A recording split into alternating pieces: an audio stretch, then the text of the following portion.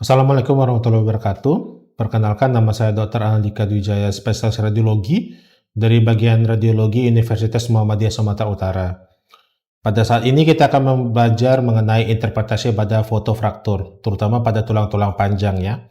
Jadi kalau misalnya kita tahu bahwa fraktur adalah diskontinuitas tulang atau cartilage ataupun keduanya ya, dan bisa disertai dengan kerusakan jaringan lunak, sehingga pada ronsen tulang itu berfungsi untuk mengevaluasi awal kira-kira ada bagian di lesi tulangnya ataupun di jaringan lunaknya tersebut. Oke. Pertama, kita persiapannya. Ya, tetap sama. Hidupkan iluminatornya, kemudian kita menilai kondisi fotonya. Yang kita nilai adalah identitas, nama, umur, jenis kelamin, kemudian tanggal pembuatan, kemudian dengan markernya dan kekuatan sinarnya, kilovolt dan miliampernya. Dan kita harus tahu bahwa ada namanya rule of two pada foto-foto ekstremitas. Apa saja? Yang pertama adalah two view, yaitu ada meliputi dua proyeksi. Jadi untuk membaca foto ekstremitas harus ada dua proyeksi, baik itu AP ataupun lateral. Jadi ada AP lateral atau AP oblik pada kasus-kasus tertentu ya. Kemudian dia two joints, meliputi sendi proksimal dan distal. Contohnya kalau misalnya kita curiga ada gambaran kelainan di tulang radius, maka nanti harus nampak daripada sendi elbow, sendi siku, dan sendi wristnya, pergelangan tangannya.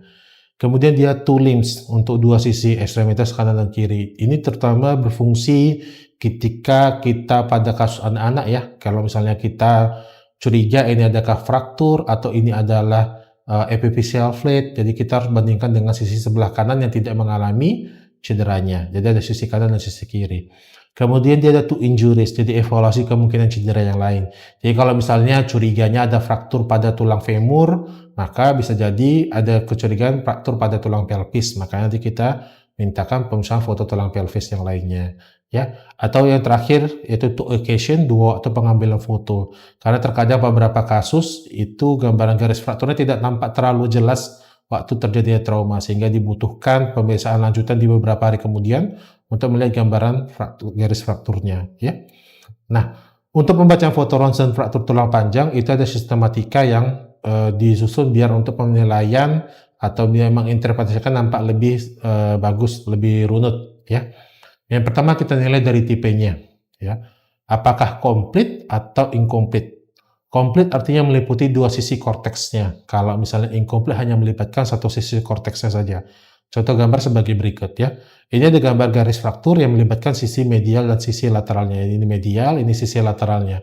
Nah, ini makanya ada fraktur yang komplit. Nah, kalau tidak melibatkan kedua korteks atau cuma satu saja, seperti ada gambar ini, ya, maka ini adalah fraktur yang incomplete. Setelah kita tahu tipenya, maka kita tentukan konfigurasinya. Nah, konfigurasinya adalah gambaran yang spesifik daripada fraktur tersebut ya. Ada beberapa hal seperti transversal, oblik, spiral, kombinatif, dan sagittal ya. Jadi kalau misalnya kita lihat gambarnya saja, transvers itu dia nampak lebih horizontal ya. Dia tampak lebih horizontal. Sementara kalau dia miring, maka kita sebut dengan gambaran yang konfigurasi yang oblik.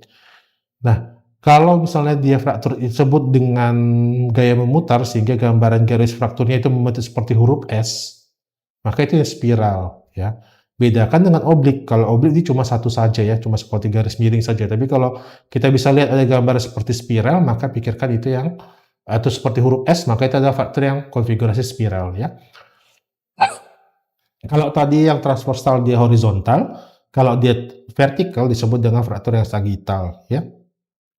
Kemudian ada namanya fraktur kombinatif. Fraktur kombinatif adalah fraktur dengan beberapa fragmen tulang ya. Jadi ada beberapa garis fraktur sehingga terdapat fragmen tulang di antaranya. Nah, terkadang pada beberapa versi disebut dengan special version. Yang pertama ada segmental. Nah, kalau pada segmental terdapat beberapa fragmen fraktur tapi garis frakturnya tidak saling menyatu. Jadi dia ada dua garis fraktur ya, di bagian proksimal dan di bagian tengah. Nah, dua garis ini tidak menyatu sehingga menyebabkan ada bagian tulang segmen di antaranya. Sehingga disebut dengan fraktur segmental ya. Kalau misalnya dia ada gambaran membentuk garis segitiga sehingga terdapat seperti gambaran tulang baji, maka disebut dengan yang butterfly fraktur. Walaupun begitu, terkadang dia cukup disebut dengan kombinatif saja sudah bisa untuk pada yang untuk butterfly ya. Untuk pasien incomplete, dia tipe 3 yang paling sering, dan umumnya incomplete fraktur ini terjadi pada anak-anak ya. Jadi dia pertama ada yang buckling. Buckling itu dia seperti tulangnya tertekuk sedikit ya. Kemudian ada green stick, ada gambaran seperti patah tulang pada satu sisi saja, tapi dia tidak seperti istilahnya kayak kita melihat tulang atau bukan dahan pohon yang masih muda ya, kalau kita patahkan terdapat pada satu sisi dia masih tampak menyambung ya. Yang terakhir adanya bowing. Bowing ini sebenarnya garis frakturnya tidak tampak.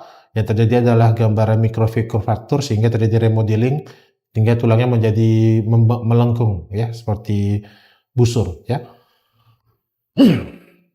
Ini gambar-gambarnya, ini yang gambar torus, ini gambar yang green stick, yang terakhir ini adalah gambaran yang bowing.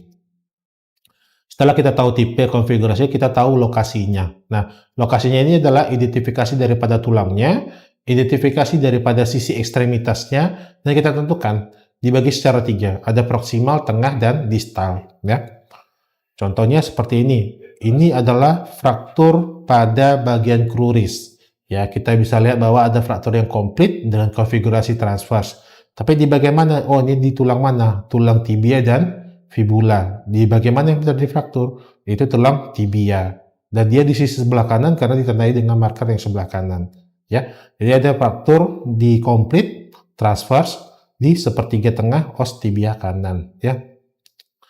Masalahnya adalah kita tidak mengetahui pada mahasiswa-mahasiswa kedokteran adalah mengenai gambar-gambaran tulangnya, jadi saya harap mengenai anatomi sudah paham ya, apa itu tulang humerus, tulang tibia, fibula, radius ulna, dan itu bisa dibedakan dari gambaran foto torsen sehingga kita harus tahu mengenai anatominya.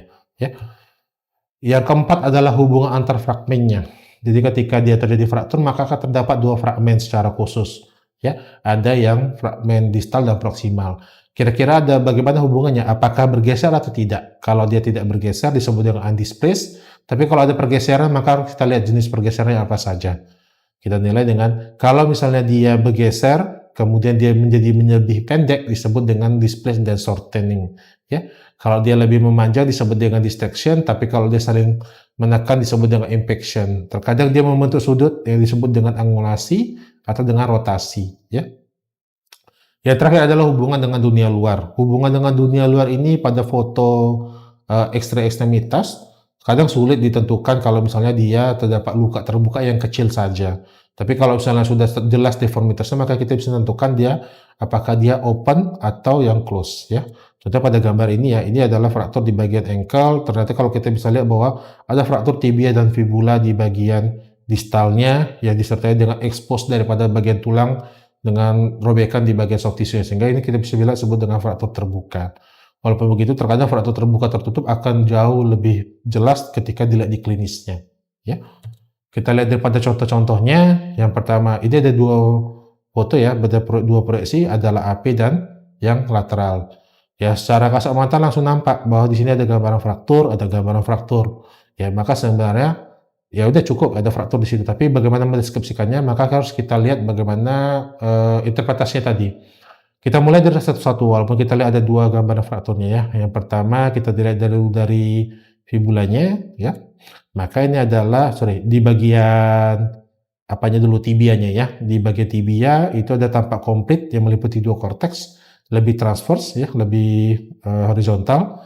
Dan letaknya di bagian malleolus medial di sepertiga distal os tibia kanan.